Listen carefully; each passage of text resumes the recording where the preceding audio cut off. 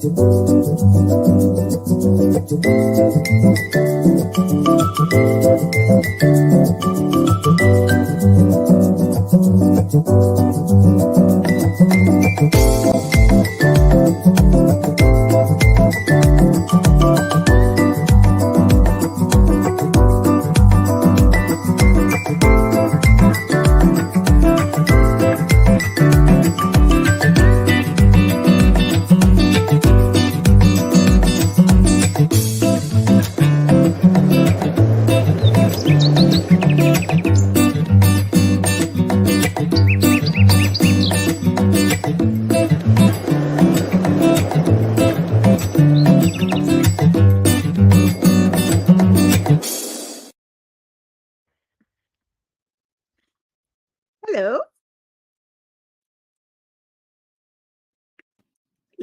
Yeah, okay. I Hello, was going to do the Katakinabalu.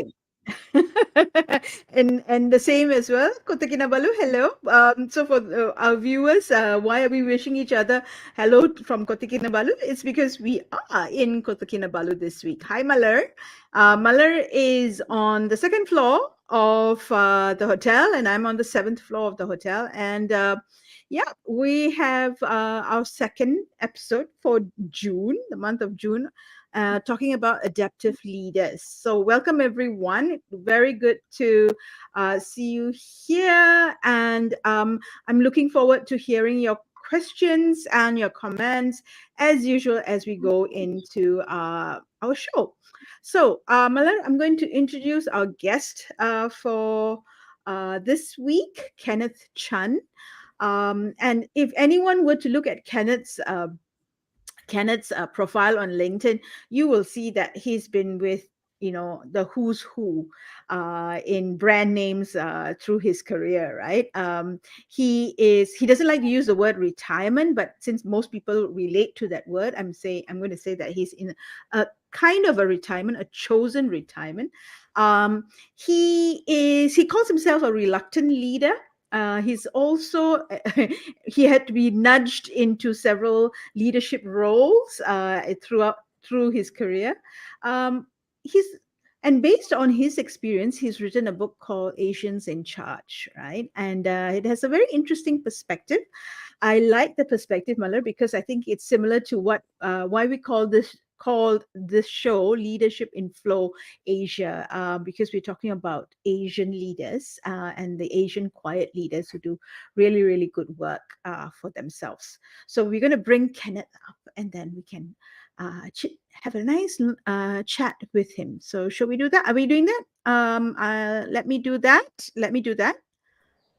Okay, here comes Kenneth. Hi, Kenneth. Hi, Sean. Let me, I'm not in Kota Kinabalu, unfortunately. Yeah, I know. Yeah. We were just talking a little bit about the wonderful sunset that we get in Kota Kinabalu, right? And how both Malar and I have been going crazy taking photographs and sending it back here to everyone that we can. Malar, you're on mute, Malar, so we can't hear you. No, I'm good. I'm actually organizing a few things.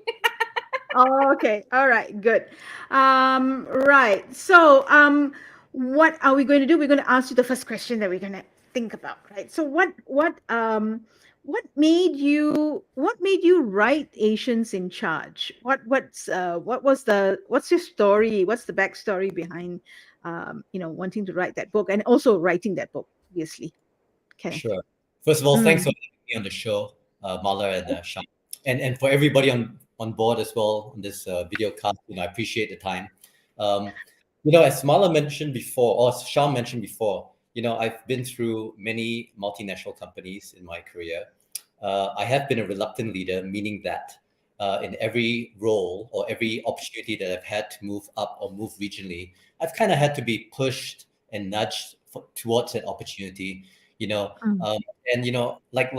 you see leaders on many shows or many talks, and they're always very confident. They seem to know everything, and well, that's true, and that's also the shadow that I would like to cast as well, but to also share a different side of that leadership, which is leaders who also have vulnerabilities, leaders who also, face crisis of confidence, leaders who sometimes have doubt, but at the same time, can be successful, can take on the leadership stage and can also be competitive as well. So, in my journey through Singapore, through the region, through China in particular, I've seen a lot of people and leaders similar to myself, where we're a bit, hesitant in terms of taking on the next opportunity, for example. And I wanted to write this book called Asians in Charge: How to Earn Your Place at the Leadership Table, to help others like me, reflect on,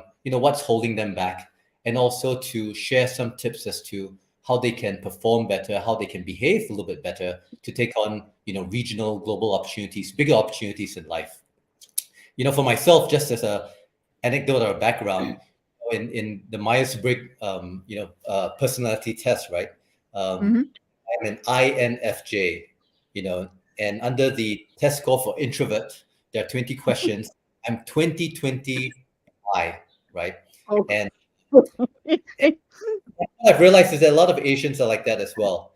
And my goal is to try to help everybody, overcome, that personality, and yet be able to be assertive, to be aggressive, to win on the stage, while at the same time, maintaining your own leadership style. Nice. Okay. Nice. I'm just going to draw on the last few words that you said, right? Is when you, and also what you said earlier, you said you wanted to help leaders behave a little bit better.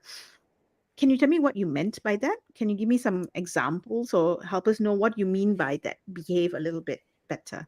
Maybe not a little bit better, but maybe it's just to reflect on a few things. One is to know our ancient Asian tendencies or watch outs. And I'm generalizing here, of course, right? Of Yeah. course, there are Yeah. a spectrum of leaders out there. But, Yeah. one of the watch outs would be, our innate culture of deference to authority, or, come from filial piety where we only listen to the boss, right? Or we listen to authority. And, you've seen a lot of organizations where, the tauke or the boss is on top, right? And, he or she, gives out direction and everybody follows.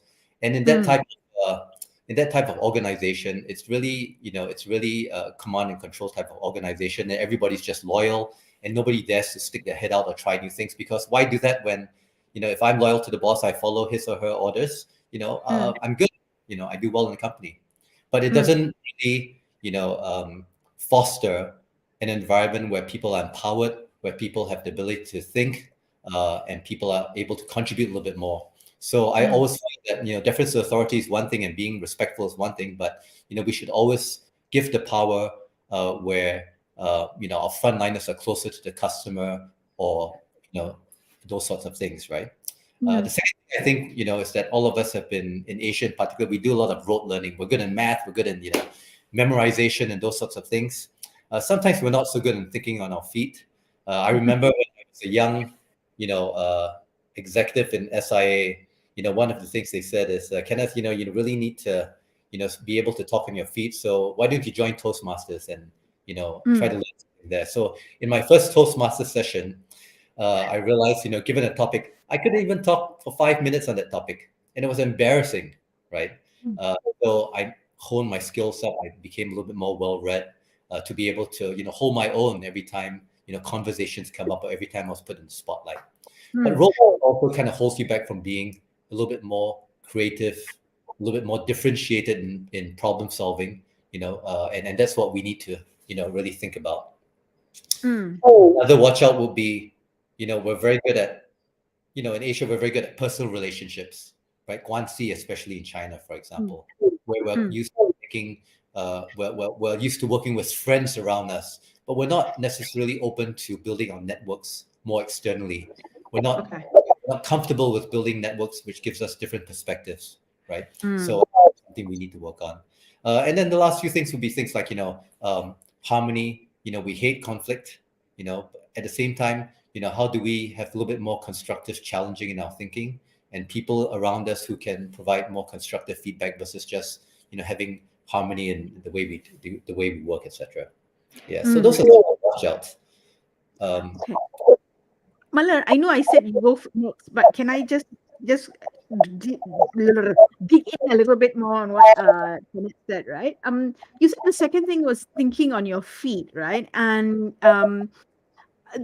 and you were thrown into Toastmasters as a way of developing your ability to think on your feet. So that would be like I would say the packaging on how you translate what's here out here, right? The ability to talk about it, the ability to communicate what you have. Um, you also mentioned something very important because people tend to think that if you go into Toastmasters or you go into a communications program or training or coaching, you should be able to talk well. But you mentioned a very important missing component that many people don't think about, which is being well read, Yeah. right? Um, so I want can you talk a little bit about what you mean by well read from a context of work? Because would it be safe for me to say that from an Asian context, we tend to focus on doing that job that we are employed for, and we do well, and we do that well to the exclusion of doing anything else within the realm of our organization or the team that we are in, right? So in your research, in your writing of the book, what have you seen, your experience? Obviously you've seen, and what's your thoughts about that? Well, I think there are two parts to that. Mm, The easy part would be, being well read would be more of a, like I'm not very good still at thinking on my feet. So being well read for me means that, I need to be prepared before I go into meetings. I need to be mm, prepared before I, share some thoughts to even my bosses or to my folks below. I think it takes practice for you to be able to then use your preparation to be able to then communicate effectively, articulately, and then find ways to inspire your organization as well. So mm, preparation and practice, I think, is an important part of that. If you think that is one of your, shortcomings, and mm, my journey has always been, filled with shortcomings, and the trick is how do you overcome some of those, as you move along your career. And one of it is mm, really preparation and practice. I remember going to one of the global senior leadership team meetings at McDonald's in the mm, US, and I was the only Asian guy there.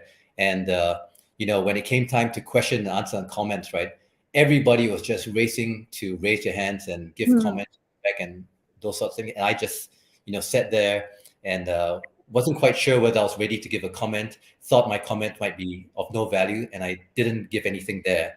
And mm, I felt stupid, right?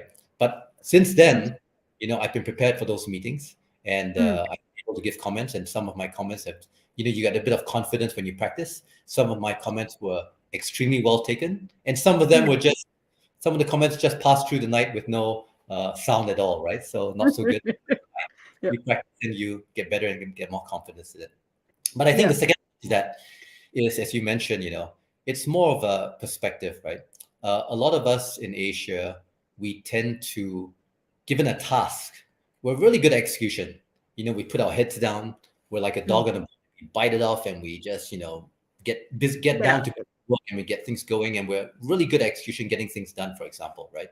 mm, But I think as you move up the corporate ladder, or if you try to be more competitive within a global context, we've got to have a little bit more of a sense of having our heads up, looking around us, having perspective, understanding the context of where things sit, seeing where the mega trends are, how things are changing, and not mm, just get caught in the day-to-day, mill of, just trying to achieve your KPIs or targets and those sorts of things, right? mm, And I think that's extremely important. That's also something I talk about, of being more of a steward of the business versus just a manager and executor of the business.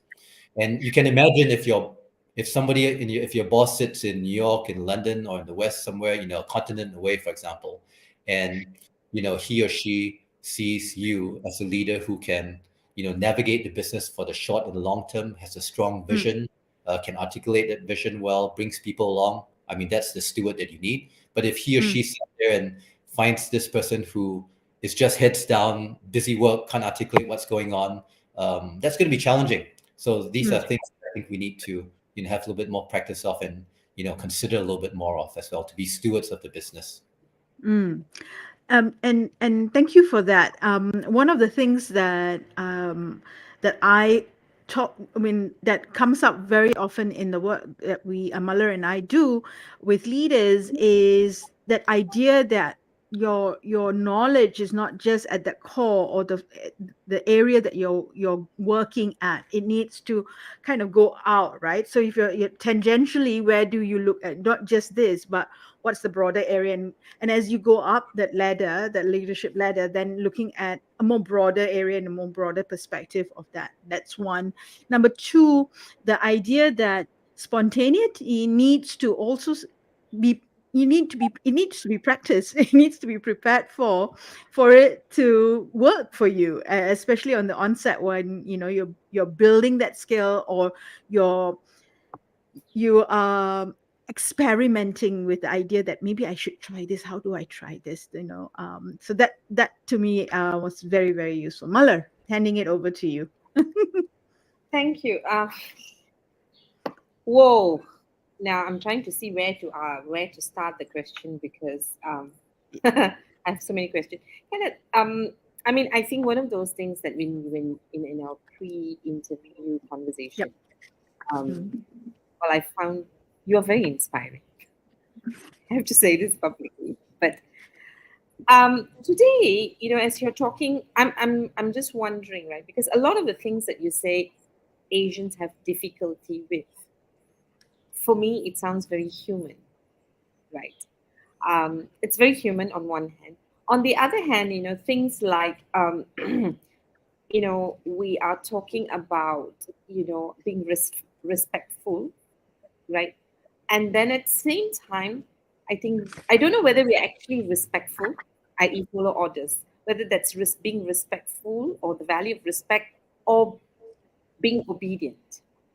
Because from all that you said, I'm looking at it like whether we want to agree, speak up, say things that is different to add value, determines whether in our leadership position we are seen as just executors, right?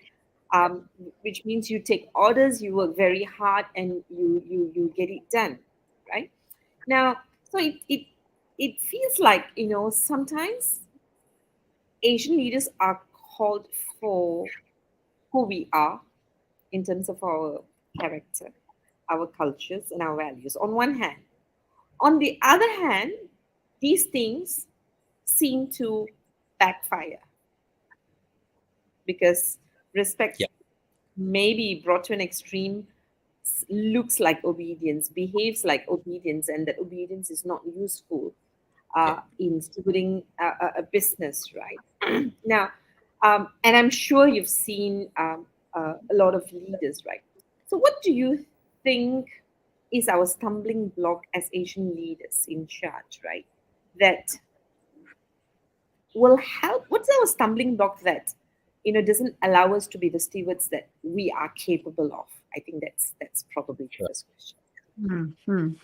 Well, just on the first part of your comments about being respectful and whether that works or not, let me just say that I think it's also within the context of creating a right culture and environment for that as well. I would say that if you're in a Western context, I think when you're in a meeting, or you have Q&A answers, or town halls, I think you can expect a fair bit of participation from your audiences, right?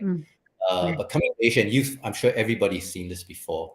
You come to an Asian audience, especially a big audience, and you ask for questions, and you ask for comments, and sometimes, more often than not, you fall, that request falls on deaf ears, and nobody, raises their hands, or everybody's afraid to do those things, etc. So, one of the things that I've been very clear about to all my folks, and what I teach everybody, is we've got to expect that to happen, and we've got to create the context and environment for people to be able to ask questions. So again, preparation for those sessions, I tell all my folks before we get into one of these meetings or sessions that my expectation is that everybody is going to participate. You have to earn your place at the table here or earn your place in the meeting.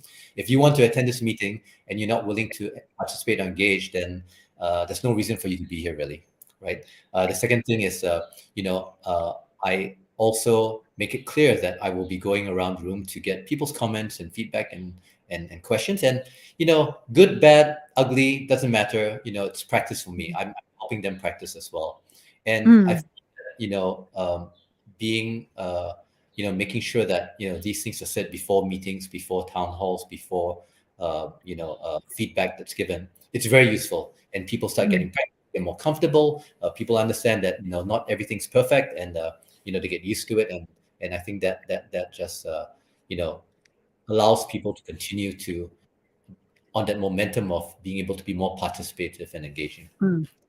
But to your second point about, what are the stumbling blocks for Asian leaders in charge?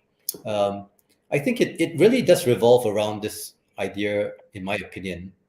I mean, there are many reasons, but in this idea of, a heads up versus a heads down approach, right? If you have a heads up approach and you, in approaching the business, and trying to be a steward of the business, you would always strive for more creative, differentiated, or competitive solutions, not the obvious ones. Very much so here, when given a problem, I always find people coming up with obvious solutions. And when the solutions are obvious, your competitor can easily, come up with that solution as well. Your competitor can easily replicate that solution. So, we should always push ourselves to be a bit more creative in solution solving, differentiated and more competitive as well. So having a heads up approach to that. Perspective, I think, we should always be able to not just do the work or, answer a question that's given to you, but provide perspective, and provide some context. Imagine if your CEO was sitting, a continent away in the US or in Europe, for example, and you didn't give them the perspective or the context of, the situation within, your marketplace, for example. For example, in a place like China, which is so nuanced, which is so complex, which requires a lot of capital, before I even answer a question or before I provide a solution, I will give them the lay of the land or perspective of what's going on around me, so that they have a better understanding of why this solution fits or sits better within that context or that perspective. So we need to be able to, raise our heads up a little bit more and share these things a little bit better. The other thing I would say is that, our communication skills need to be improved. If we need to be articulate and clear to whomever we're speaking with, because we've got to be able to communicate exactly what we're doing. If you cannot communicate, what your vision and what your strategies are, how are your people going to, even understand or embrace them?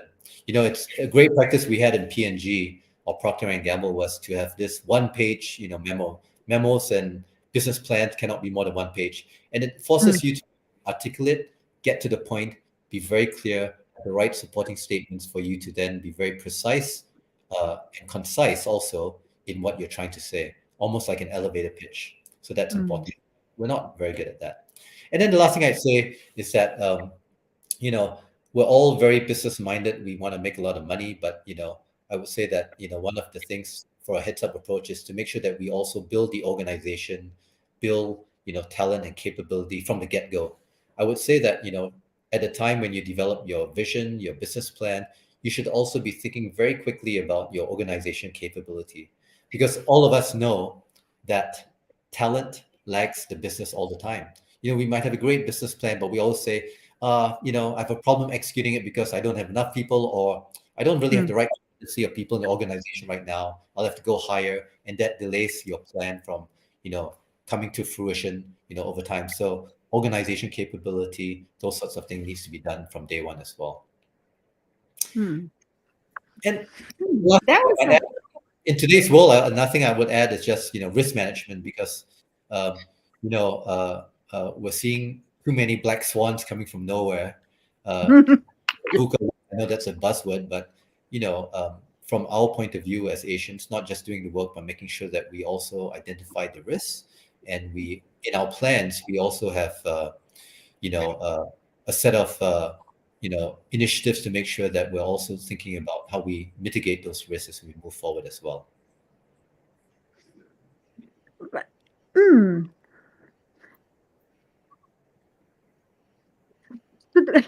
So what I'm I'm hearing while I'm Shamini thinking, no, yeah. Yeah, no, I'm thinking of a very PC way of asking the question. So I need to time to think about okay, it without getting myself yeah, yes, shocked. I let you speak while I Yeah, check in with Kenneth. Whatever. yeah. So, Kenneth, what I'm getting from all the things that you said, right, without trying to repeat it, is that I think it sounds like we Asians are pretty good executors, but the leader that is required in leadership, we we need stewards, because that means to do things, to take risks and do things that we've not tried before, but not taking risk blindly.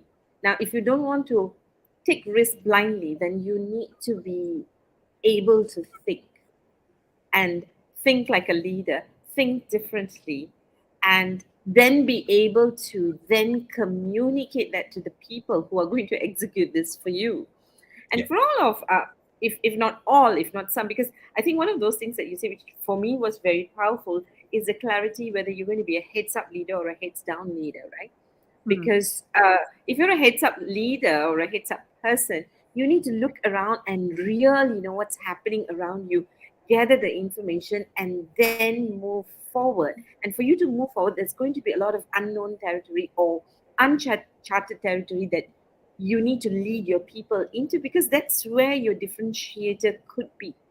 Yeah. And for me, that sounds like, even though I've not read your book, that sounds like a person who will be in charge, because it doesn't mean that you're in charge, you know exactly what to do. Because if you know exactly what to do, you're just executing. So those are some things that I'm taking away. And what I also loved is, for us to do things that we have not done before, besides risk management, we need to be creative, right?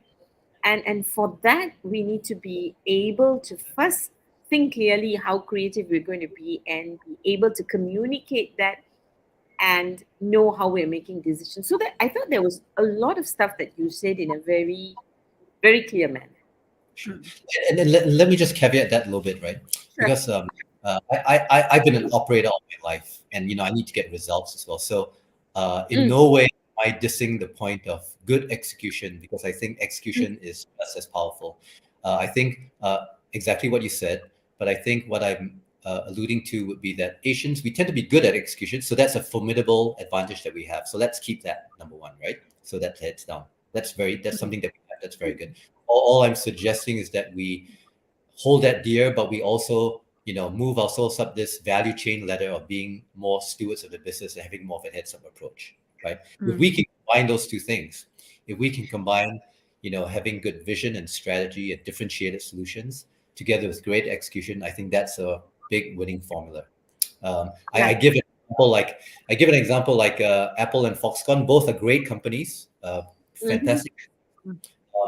Foxconn tends to be more of a great manufacturer of parts and OEM provider. They're valued Yep. at $80 billion. Who wouldn't want to run a company like that or have a company like that? Yeah. But Apple, is up that value chain a little bit more in IP, in being more creative and being, in their differentiated solutions, and they are worth $3 trillion right now in market cap, right?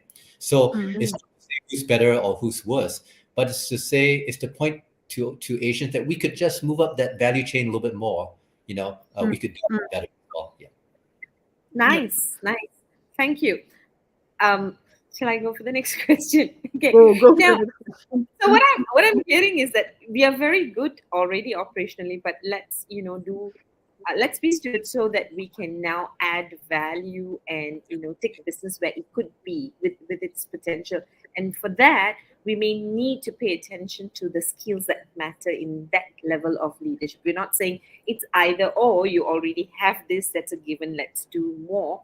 Which then Yeah. takes me to the next question, right? Personally, for me, Sure. I find the kind of the list that we give to our leaders, right, in terms of their KPI, managing by objectives, or their performance indicator. The list is endless, and sometimes I I know when I work with leaders, they look at the numbers that they are supposed to achieve, that they commit to. It is almost impossible. Of course, they can't say it, right? So, Yeah. how do leaders, yeah, cope with this overwhelming, endless list of the things that I need to tick now? On top of this, now I need to learn how to be a steward in the way you are, telling us. It's ideal. I'm sure a lot of leaders would like to, but how do I manage this? Yeah. Yeah. Mm. That's a good question. I never said this when I was working, but I hate KPIs, and I and the reason why I do that, why I hate it, is it's not that it's not important. Of course, it's important, and it sets benchmarks and targets that that's visible to everybody in the organization, that everybody can achieve. But sometimes it just rails you into this narrow path of balancing all these competing issues, that you get to a stage of mediocrity to deliver on all those KPIs, versus Mm. being able to step out of that minutia as you move up the ladder, to be able to think a bit more visionary, think a bit more broader, think about things that could change the trajectory of the business and those sorts of things. Nevertheless, it's part of the working world, and so be it, right? I Mm. think one of the things that I found over time is that and I've always said this to my folks, is that if you get results and you deliver on your be it sales, profitability, those sorts of things, you buy time. You buy time to Mm. work on the aspects, but at the same time you buy time to be able to do more bolder and creative things as well. So first of all, results are really important. um, and then it's pretty similar to what we talked about. KPIs are generally 1 year to 3 year type of indicators, for example. But Mm. you should also have a north star or a broader vision of where the organization and the enterprise is heading to, and have milestones to show progress. Because if you can show progress on that bolder vision, then it probably lifts you or elevates you beyond some of these KPIs. I always use the mantra of win the present, build the future, because we have to Mm. do both.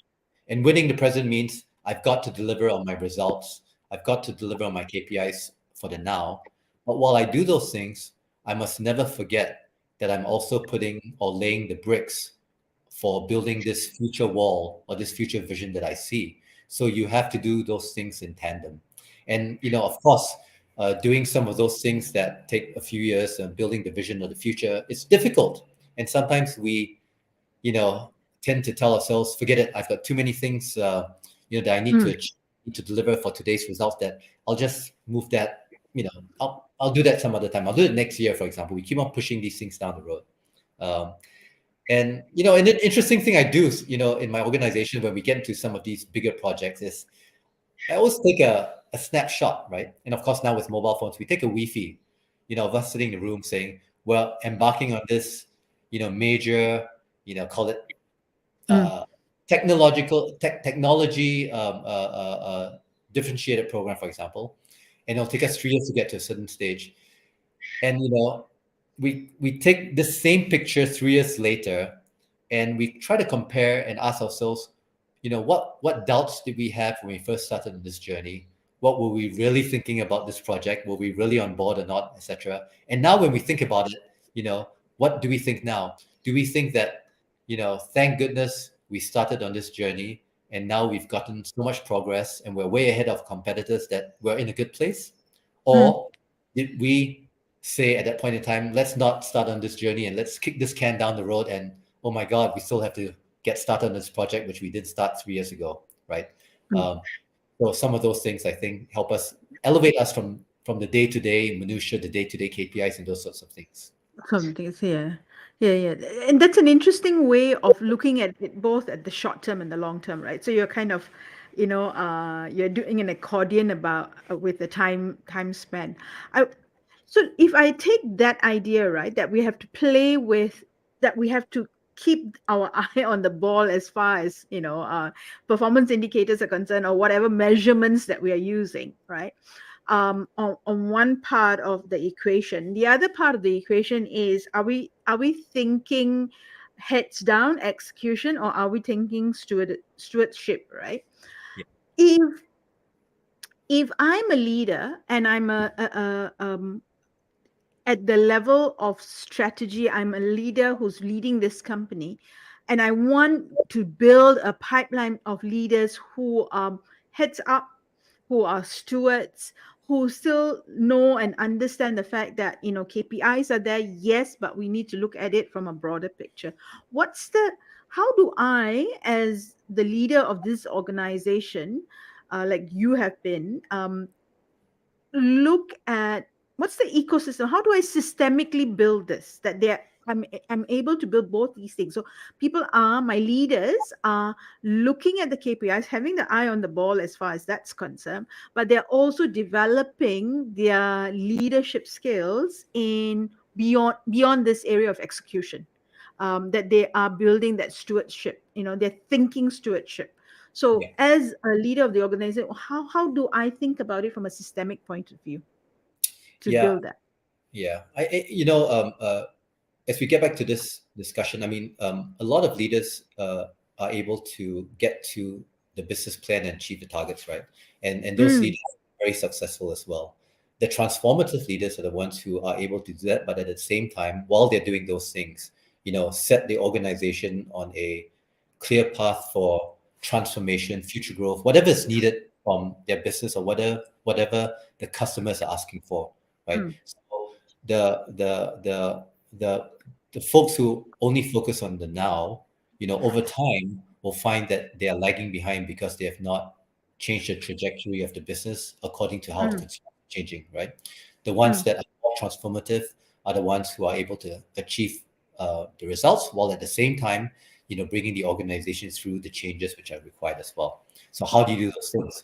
I think mm, I mean, systematically, apart from just having people who can think that way, I guess systematically, it's probably lies in the planning process, right? mm, When we do our planning processes, we really start first with not with the plan for next year, but we start with the call it a 3 year or 5 year or a future plan, for example, yep, where it's more based on identifying what the key issues that we're facing now, where the enterprise is going to be have the advantage in, and where we mm, are really lagging behind in performance vis-a-vis the customer, right?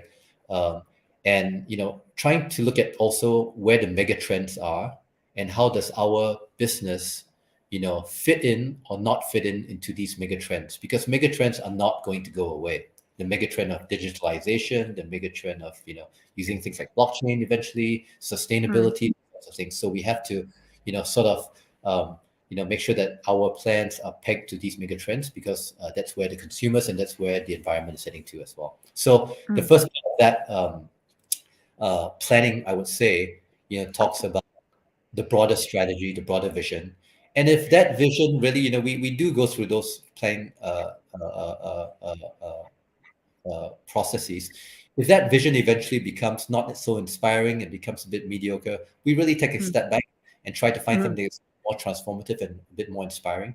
Uh, and so it's that iteration process of trying to find bigger, bolder things that would really resonate well, not only for our customers, but when shared with our employees, it's mm, an aha moment. They go, "That's right. That's where our company and that's where the brand needs to be." And we're super excited about getting on this journey with you guys as well.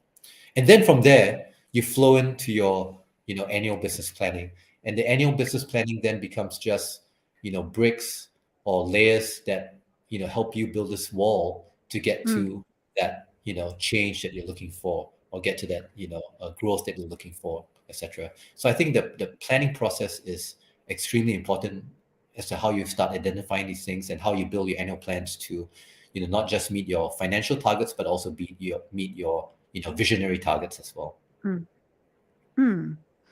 So, if you take a steward perspective, regardless of whether it's the visionary target or the annual target, right? And you're coming at it from a lens of stewardship rather than execution.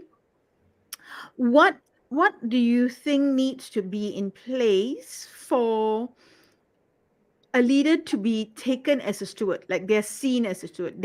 So one is, I am, as a leader, I want to be a steward, right? I want to play this role. I want to go in as a steward rather than from an execution point of view.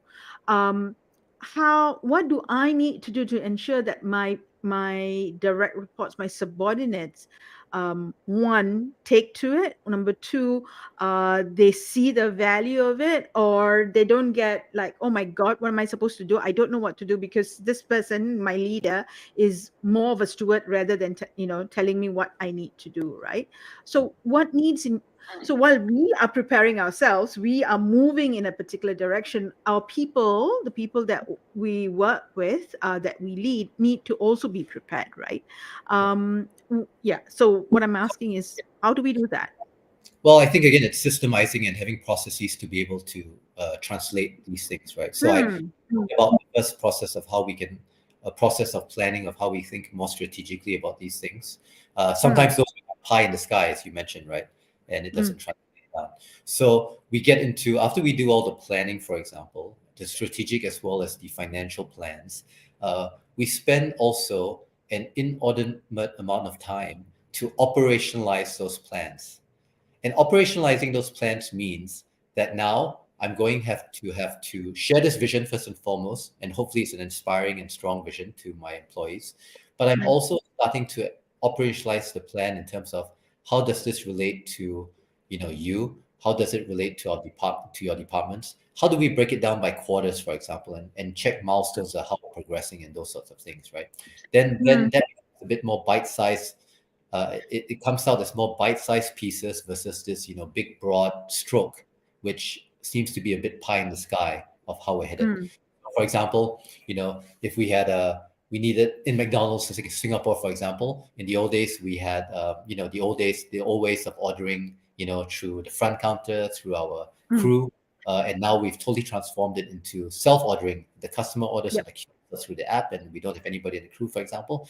How do we bring that was the vision that we said we want to transform the whole service methodology, for example. But then we break it down to bite sizes. We said, here's the plan, here's how many we're going to do every year, so that's not overwhelming. We're going to test pilot a few things, and you're going to be able to see the results. You're going to see what's going right, what's going wrong, and then we have a clear plan for you to roll this out so that you'll have time to be able to train all your crew. You'll have time to understand how this new technology works and train yourself. You'll have time to, have hostesses or hosts to explain these things to the customers, and those sorts of things, right? And time to also, recognize success and celebrate, successes that happened. And so, what I'm saying is that in operationalizing the plan is really to bring it down in bite sizes that's achievable for our folks to recognize and to have constant communication to tell them how we're progressing along this plan and why it's working or maybe why it's not working and how they can contribute more to to the success of this journey as well. Operationalizing. Operate, yeah. So that's the systemic part, right? And I asked that question about the systems. What do you need the systems need to be in place in order to support some of the things that you want to do as a leader, right? The non-system things, right? And in our pre-show show chat, you were talking about how you basically put these systems in place, and then you let your leaders, your direct reports, run stuff, and you don't get in their way, right? When that happens, right? You rather stay out of their way. They know what to do. There's trust that's involved, right? There's a high level of trust that's involved for you to be able, for a leader to say, I'm stepping out, I'm staying out. They know what to do. They're running the business, they're running the show, or they're running that part of the show, right? What are the top three factors for you to have built that trust, to say, I've got trust in this team, especially like you said, right? It's a complex world. There's lots of things that are moving on, right? It's like, what's not constant anymore, right? If anything's going to change, like you said, black swan, if anything's going to happen, it's going to happen, right? We just don't know what that may be. Yeah. So what would be, in your experience, the top three factors to have, trust? First of all, when I do delegate and I do let everybody take the lead, I'm very sure what's going to happen in my mind as well. So it's about delegating some influence as well. But it's not a matter of just letting. Let go. Yeah. Okay. But this you three things maybe I would say that you know one of the things that I try to practice is shared leadership. So I don't want to be the person at the top of the organization who is the only one who provides direction or Mm, gives recognition. So I want to share leadership with my team, and of course my management team is one level right below me and the ones I work with the most, and they are the mm, ones in their departments, right? So one thing that I do on a very regular basis is have one-on-one communication sessions with them. And in these one-on-one communication sessions, we align ourselves on the goals of their department or the goals of the projects that they're working on. We It's a safe space because it's one-on-one, and we talk about where we agree, we talk about where we disagree, I give input and feedback. But coming out from that session, it's very clear that we're aligned, and thereafter everything that's done for that project, that initiative for the department, is all to the credit of that department head, and I don't mm, get involved. I don't take any credit. It's all the doing of that department head and their people as well, right? So mm, that's important. Um, in order to be able to have those frank conversations in that one-on-one communication, I found that it's always good to be transparent and frank from the get-go. Meaning that I'm here to give you, I'm here to give you. Recognition when you're doing well and doing the things that are great, but I'm here to mm, challenge you as well, right? mm, And I think over time, when people realize that, giving feedback to them, challenging them, all comes from a place of just wanting them to do better. I think trust, they're willing to, receive that feedback. They're willing to give you feedback back as well because that mm, trust is established. So number one factor would be, constant and, transparent communication. mm, The second thing, I suppose, from a broader standpoint in terms of creating trust is leading by your values. And I think that's very clear to a lot of people that if you can exhibit in good and bad times that, you know, uh, the things that you do in your leadership practice is led by your values, that's clear. And all of us, I think, face it very clearly, with COVID. In good times, leading by values, no problem. But in difficult times, are mm, you able to also lead with your values? So, we have a saying that, we are a people first company, for example. mm, During COVID, when we had to close down for the first time in 40 years, the first thing that all of us as a leadership team said, we need to tell our folks that their jobs are secure. We're not cutting any jobs, for example. We need to be clear to our suppliers that we will continue to pay you.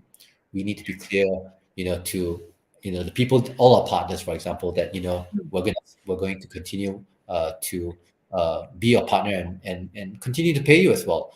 So these are difficult things, but in times of crisis, in times of difficulty, do you stand by your values? And these are opportune times for us to showcase that, because after you come up from a crisis, you would then establish a lot more trust, going forward in working with your employees, working with your partners as well. So leading by values is probably the second one.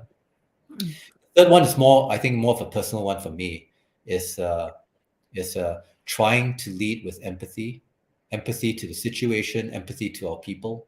If you were to walk into my company, you would know that the quote that I lean in the most would be from the American poet Maya Angelou, which says, people will forget what you say, people will forget what you do, but they will never forget how you made them feel. mm, feel. Mm, Regardless of whether it's difficult situations or recognition situations, the approach that I try to take is that I see the situation, I see mm, you, and I respect you. And whether it's a difficult thing that we need to do together, or whether it's a celebratory thing we need to do together, there's a lot of empathy for what's going on. Yeah, and I think these are three important things how we build trust. You mm. know, transparent communication, lead by your values, and having empathy. Nice. Thank you, Kenneth. Malar, your turn. I think we can run a leadership workshop just with listening to Ken. Kenneth. And yeah. Or, I'm going to take excerpts of it and share it with my fellow participants. Brilliant. Yep. Loved it. In fact, I was trying to think of how do I, trigger Kenneth because he seems to be a person who is really going for the results, i.e., execution. Mm. Yet, he spoke about true north, right? So the why is also clear. So he's looking at short term and long. So you seem to have like a perfect balance, but I think only you know how to do it. That was going to be my question. And then Mm. in the last conversation that you answered, you made it very, very clear with your shared leadership because Mm. I think the reason you have successfully done it and you're very confident everybody can do it is actually with your shared leadership.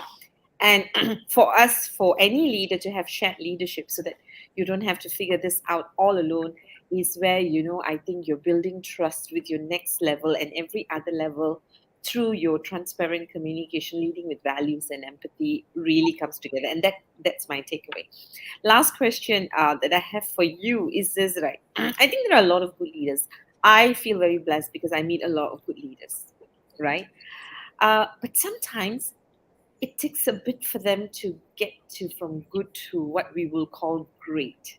Yeah. They're just not able to elevate themselves from maybe, executors, executors to stewardship.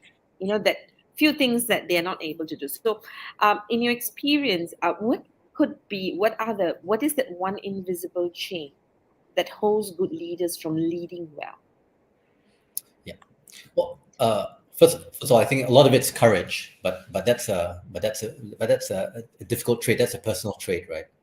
I would say that a few things. One is, first of all, like I say before, for other Asian traits, it's about practice, it's about preparation, and I think for most of us, having some of these rounded experiences gives us good preparation and practice before we take on bigger and larger enterprise leadership roles. And in particular, probably three type of experiences are, in my opinion, very important.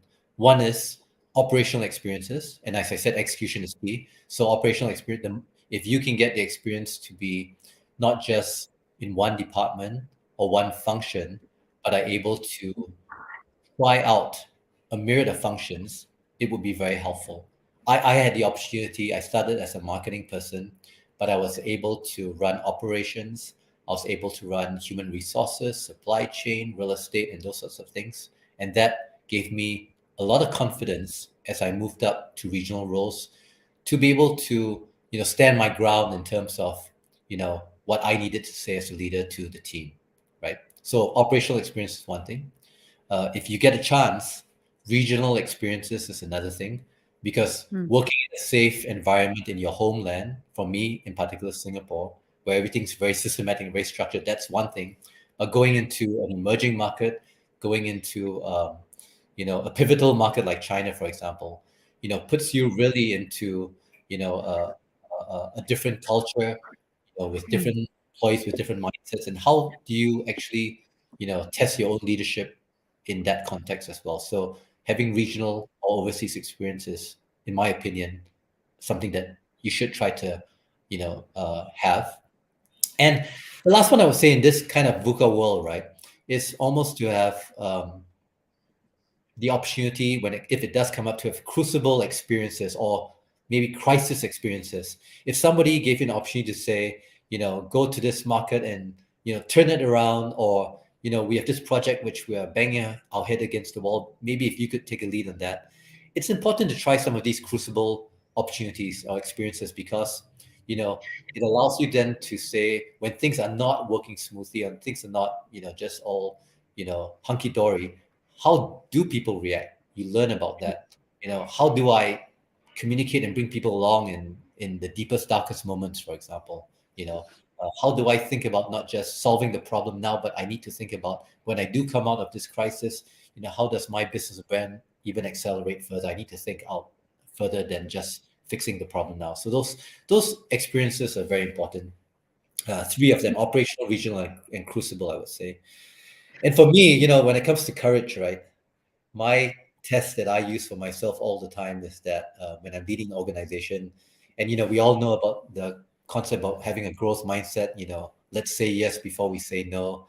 And sometimes I do say no. I've done that before. Yes. I do it all the time. I do ask myself this question, and whenever CEOs get replaced, right, I ask myself, if someone else were to take over my place today, would he or she be able to do a better job or get better results? And if I think through that and the answer is yes, then I ask myself, what am I not doing now, or what courage do I really need to have to take on some of these bolder decisions or initiatives, right? And that triggers me to think, about what's holding me back a little bit, because we've seen it all the time. We've got CEOs that don't perform. The next CEO comes in, somehow or other, he or she is able to turn the business around. So while we are in our positions, for some time, we always have to kind of re-energize ourselves. We kind of have to continue to you know inject some life and some inspiration ourselves as well, to try to find things that to find bolder decisions, probably to help the business get onto a better trajectory versus just incremental growth. So it is courage to get things done. You have a question, Malar? Question. Well, we can have loads of questions. I just thought for me, it was very interesting when he said operational experience, regional experience, and crucible experience. I think we hear of the operation and regional, but not the crucible. And what I'm taking with me, Kenneth, from what you've said, is that you're basically saying I'm getting it. Learn how to do your job really, really well. That shows up in operational excellence. And then when you expose yourself with regional experience, you really learn how to merge cultures, right? Working across cultures and bring about results. And I really like crucible experience because that's really the test of one's character, right? Because you are now not bound by the fact that you will only go to places where you can be sure of the results. And I think that takes a lot of character strength, belief in yourself. For one to say, okay, I'm going to give this a shot. I'm going to give it the best shot, and if it doesn't work, I am still okay. Yeah. That I think is amazing. And do you want to say something, Kenneth? Oh no, and I would just say that because I had a lot of opportunity to face crucible moments in Canada, as you can imagine. When it did come time to COVID, which was a very difficult time for everybody, I felt very comfortable in being able to manage that, and I felt very confident of what outcomes might happen despite the darkest days of COVID, etc. And so, from experience, I would say that that's an important element of rounded experiences. Thank you. I do have one question, right? Because you said because you're talking about crucibles. What is that one thing that really gets you to be ready for crucibles as a person? What is that one thing that you think, say, or do within that makes crucible acceptable for you? Wow.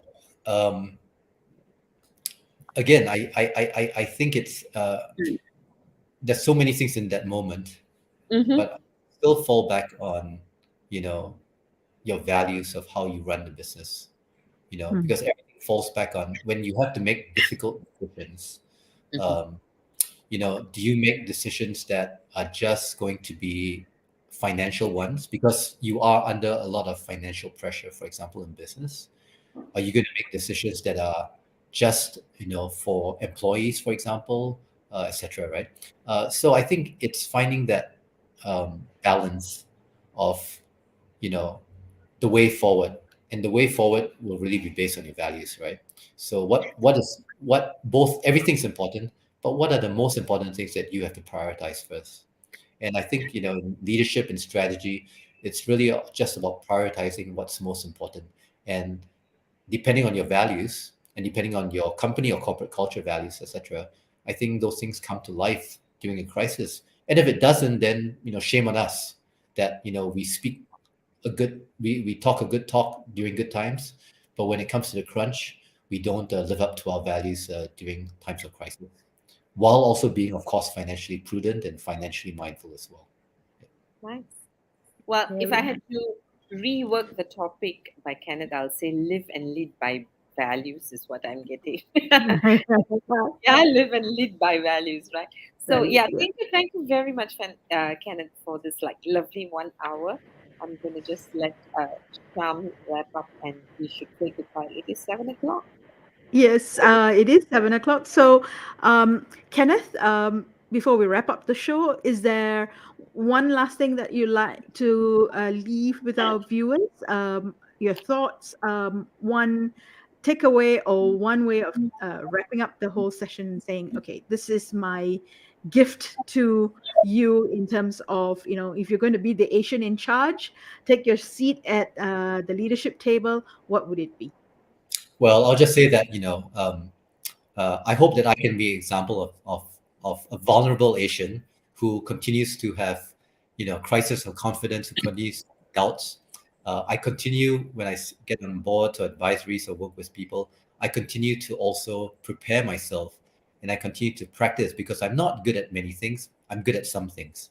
And yet I think I am able to succeed, and I know that a lot of us who have those vulnerabilities can succeed as well. So it's more of an encouragement that I leave with everybody.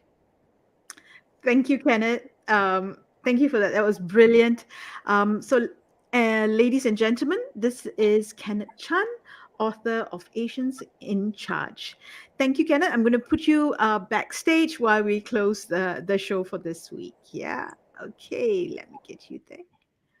Oh, wow. Like you said, uh, that was an amazing 1 hour of nuggets and brilliance and vulnerability. I think for someone who is, I mean, Kenneth, for me, what I take away is someone who is able to look back at experiences that he's had and decode it, to understand it, to have clarity around the experience, and put that in a form that can, or a structure that's going to help others think about their roles as leaders and what they could be, and the potential of what could be possible if they take a different view of leadership than just execution. That's my biggest takeaway from today's session.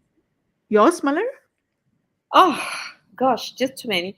But I think for me, I meet a lot of leaders who have great dreams and vision, right? Want to be stewards, right? But what I take back from Kenneth is you just have to practice and become so very good inside. Mm, I think that's where I see his strength of character that comes through, that gives him courage to face the crucible, take the risk, do what he needs to do, and mm.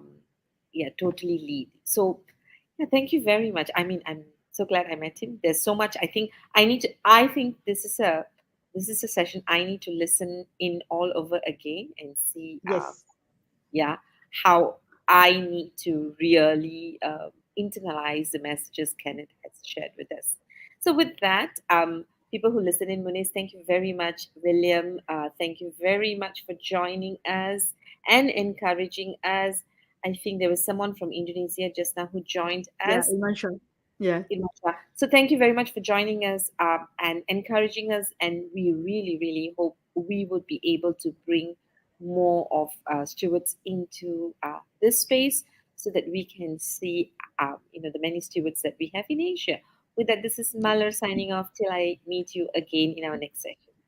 And same here with Sham. Thank you, everyone. Have a good evening.